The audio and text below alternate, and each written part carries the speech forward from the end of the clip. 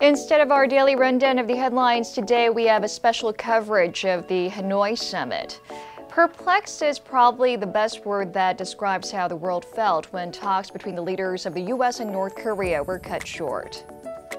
Shortly after the abrupt cancellation of a planned working lunch and a signing ceremony on Thursday, the White House announced in a statement that no agreement was reached at this time. Nobody expected this coming.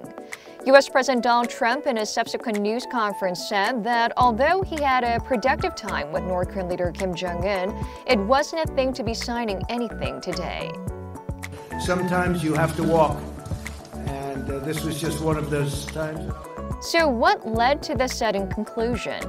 The North wanted all U.S. sanctions lifted. The American side said no. They couldn't agree to the extent of sanctions relief the North Koreans asked for, especially in return for what Pyongyang was willing to offer on denuclearization. Basically, they wanted the sanctions lifted in their entirety, and we couldn't do that. He wants to denuke, but he wants to just do areas that are less important than the areas that we want. We know that. Although U.S. Secretary of State Mike Pompeo hinted at further negotiations in the coming weeks, the two sides have no immediate plans to meet again. Some experts are concerned that Chairman Kim might take the new path he had signaled in his New Year's speech if his demands are not reached.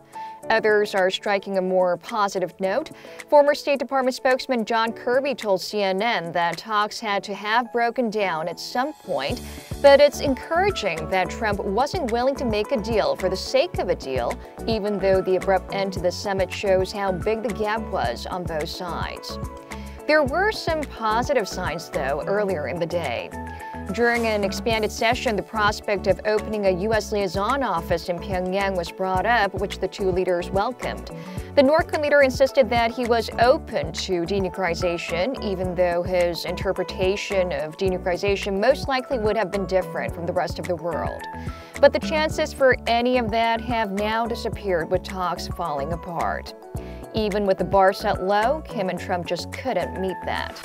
A clear failure of a top-down, summit-driven approach. Perhaps Trump should have waited until significant progress was made at the working level.